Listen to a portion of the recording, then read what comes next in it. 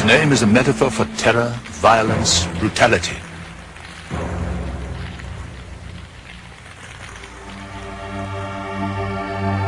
His onslaught against the downtrodden of London has rarely been equalled for savagery.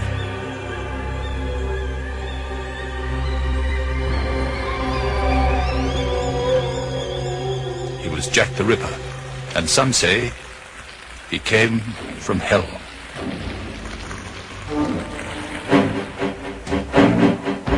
Beyond what is known lies an unexplored world of shadows and phantoms.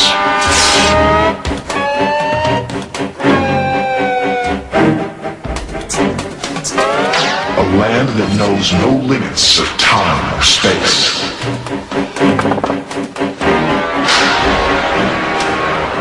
From the dawn of discovery to the nightfall of catastrophe.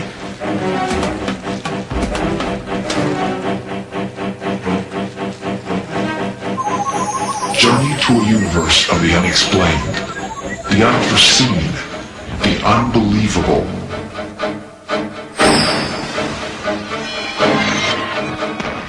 A place where myth and legend are law, superstition a science. A place beyond reality, where no question will go unanswered.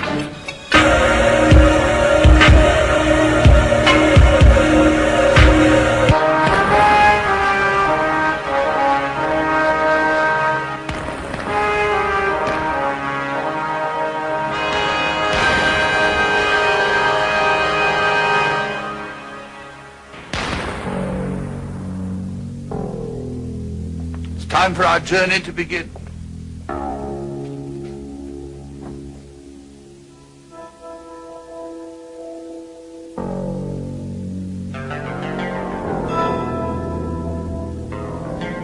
The crimes are notorious, the criminal unknown.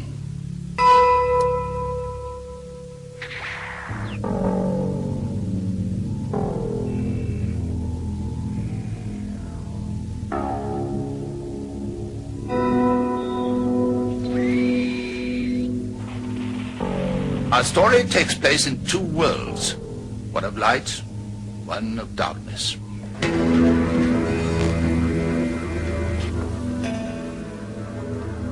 The residents of London were recently brought to an intense state of alarm and terror by the most lurid crimes that human imagination could conceive and human fiend could perpetrate.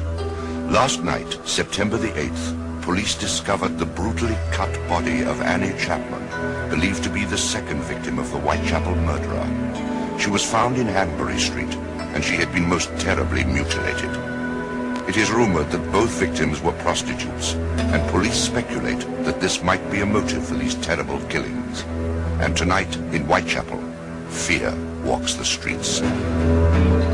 Frightened? Of course I'm frightened. I hope they hang the bloody bastards. Devil. Seems like the streets ain't safe for nobody these days. There's two of us he's already cut to shreds, and the peelers, they just sit on their hands. And I'll tell you something else. You can bet your boot that if this was happening to some toffee-nosed tarts up west, they'd have had him dangling from a rope before you could say knife. Have I walked over my grave? But the worst was to lie ahead.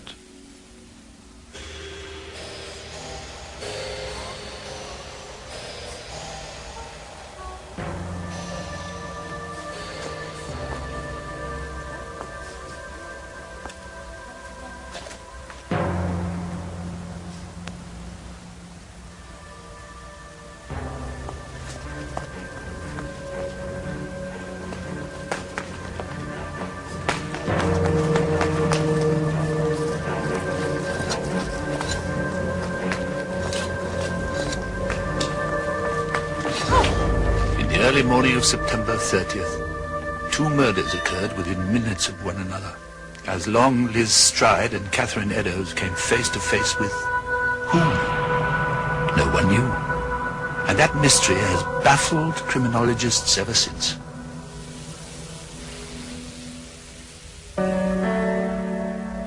One of the only pieces of evidence was this chalked message found immediately after the double killings above a blood-soaked fragment from poor Catherine Eddowes' clothes. This vital clue was destroyed by the express orders of the Chief of Police, Sir Charles Warren.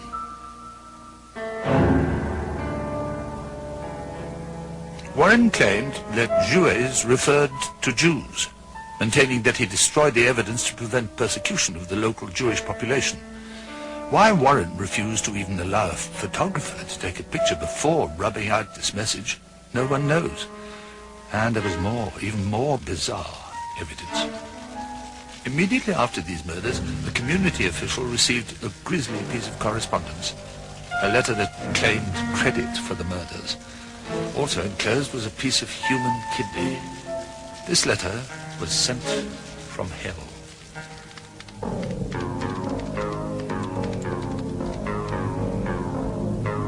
It was a puzzling 2-month interruption in the Ripper's ghastly work.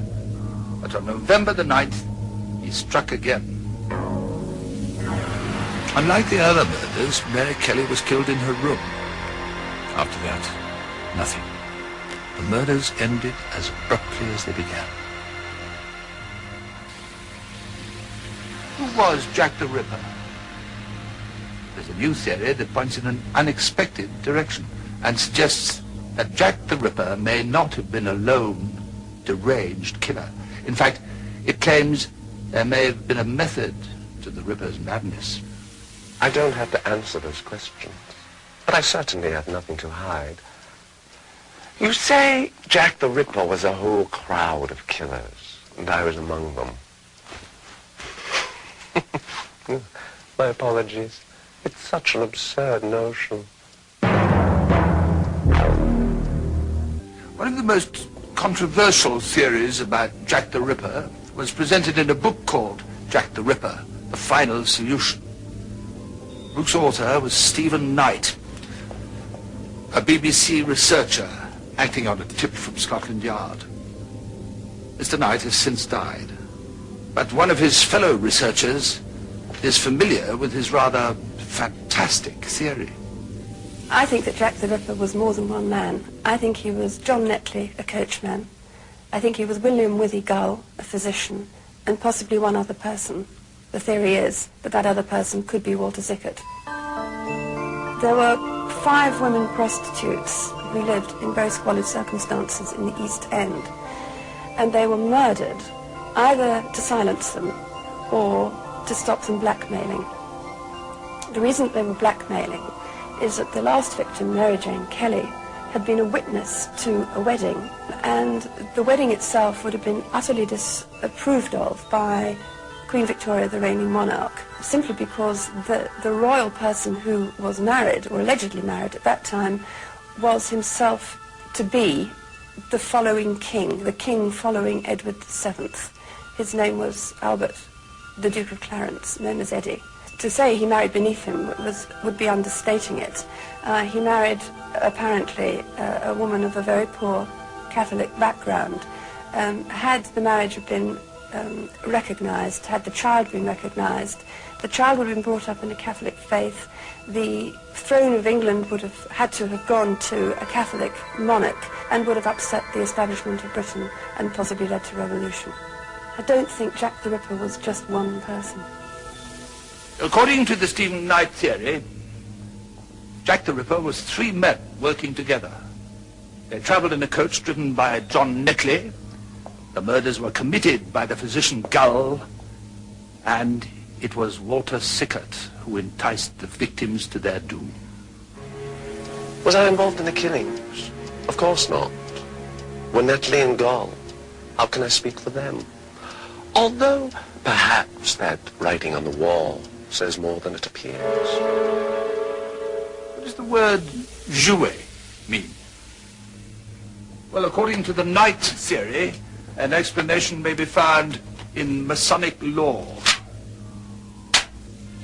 Thousands of years ago, certain betrayers within the Masons were executed, their throats cut from left to right, exactly the way the Ripper victims were found millennia later. The 3 betrayers were called Jouets. And according to Knight, two prominent Masons were Sir William Gull and Sir Charles Warren. Were the killings motivated by betrayal? Did the victims know each other?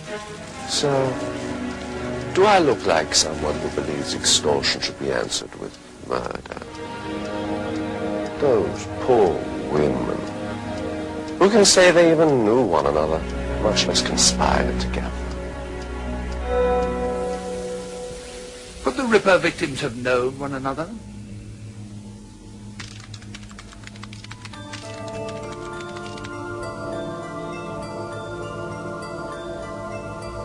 Annie Chapman and Liz Stride lived in the same building. Mary Nichols and Mary Kelly close nearby. Catherine Eddowes minutes away.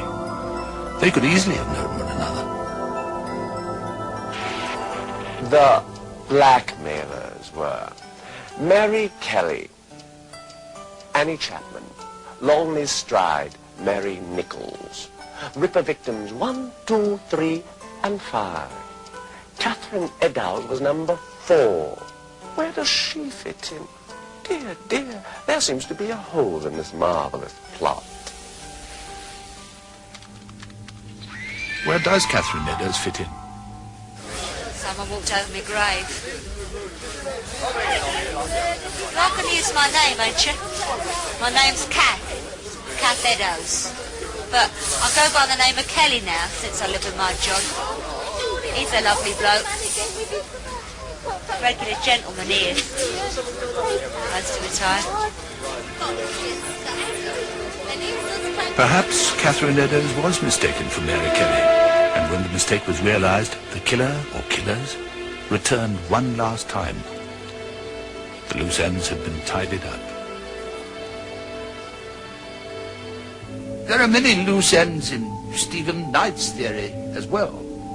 There are those who say it is too tidy, that they have evidence that points to another man called Jack the Ripper. Jack the Ripper, whoever he was, has most certainly passed on to that special place reserved for murderers. London, he knew, has changed. But fascination with his bloody deeds has remained constant. Today in London, Jack the Ripper has become a major tourist attraction. Catherine Eddowes was found here in the early morning of the 30th of September 1888. She was found just over here on the right-hand side, and she had the same fatal wounds as all the other victims. We know from the post-mortem that most definitely Jack the Ripper would have come up from behind, and with his right hand he would have placed it over the victim's mouth, and with the left hand cut their throat from right to left, from ear to ear, twice. Now these were very deep, and without doubt they caused the victim's death. He would then cut them from the throat down to the lower abdomen and disembowel them. But with Catherine Eddowes, he didn't stop there. I want to go back and be able to tell everybody what I saw and what I heard, and give them a little more information about Jack the Ripper. It is fascinating. So repulsive and gory. It's just very interesting. I think Jack the Ripper is probably the most fascinating historical murderer that we have.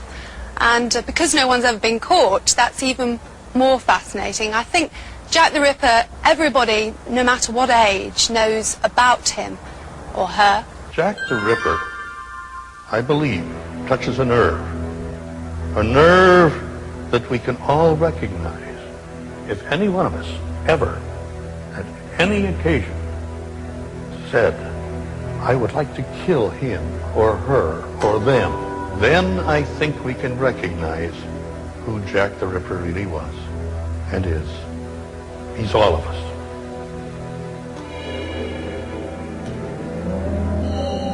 We forget the sordid brutality of the killing. And Jack the Ripper is now becoming like Dracula. He's becoming sort of like Robin Hood. He's now more fiction than fact, and he's moving more and more away from the reality. My purpose was to sort of push us back to the reality, because there is still time to get evidence. We're still near enough to be able to perhaps find things which may be lost in just a few years.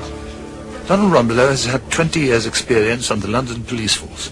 He has used his background to study the murders, and he discounts the conspiracy theory of Stephen Knight. Stephen's theory is a very interesting one, but it is nonsense. When you look at his book, you find it sort of very skillfully put together. It's very convincing. But you will find, for instance, when you dissect it, that chapter 1, he begins by saying, let us suppose that. And on that supposition, he builds a fact. So at the end of the book, you have got a very convincing portrayal and a very convincing argument of the great Freemason conspiracy, of the marriage of the Duke of Clarence, of the involvement of Sir William Gull, and of the painter Walter Sickert. But it is nonsense. The whole thing is nonsense. Perhaps it should be left to Joseph Sickert himself, who collaborated with Knight on the story initially. After Knight's book was published, Sickert denied, 2 years later, Sickert denied the whole story and said that he had made it up. It's nonsense. And it is a piece of fiction, and that's how, quite frankly, the Clarence theory should be treated, as a piece of fiction. Donald Rumbelow believes a more persuasive case can be built against this man, Montague Druitt, a member of the upper classes who coincidentally committed suicide a few weeks after the last murder. But nobody can say for certain. Well, it seems that now we're back at the beginning. Still, there are facts that can guide us towards uncovering this murderer. We must just think carefully about what we've already heard and draw our own conclusions.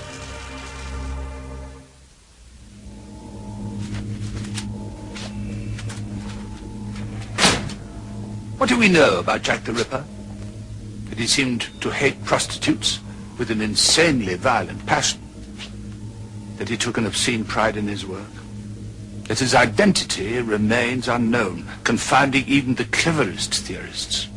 He came out of the darkness 100 years ago. He killed in darkness. And he vanished in darkness.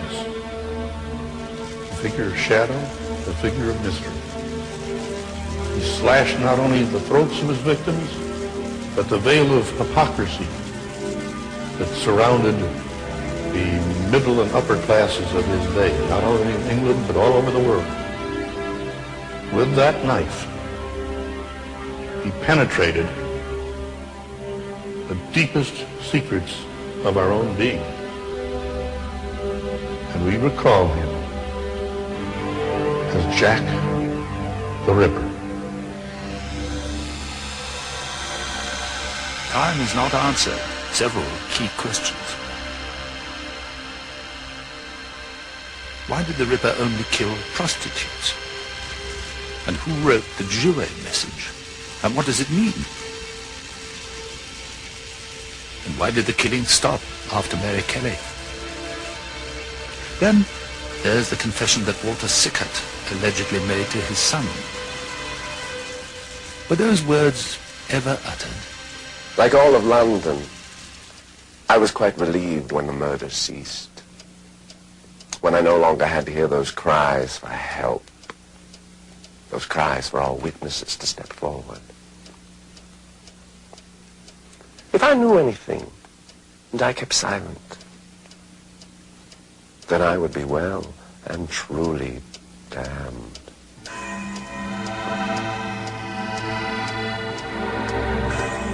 Walter Sickert went to his grave in 1942. He took with him any secrets he possessed, if indeed he possessed any. And Jack the Ripper's identity still remains a mystery.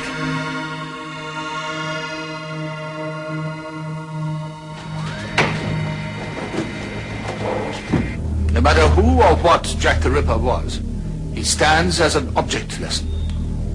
For when people put aside their humanity for whatever reason, they become monsters. And no theorist has ever argued that Jack the Ripper was anything but that, a monster in human form. Ripper, evil with a human face.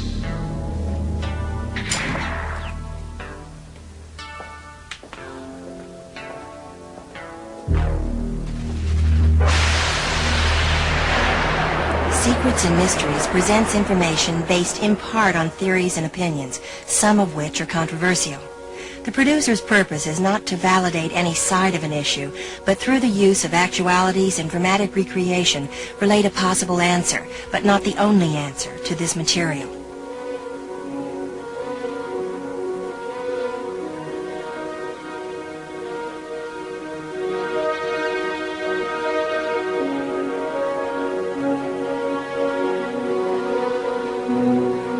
Air transportation to England for Secrets and Mysteries provided by British Caledonian Airways.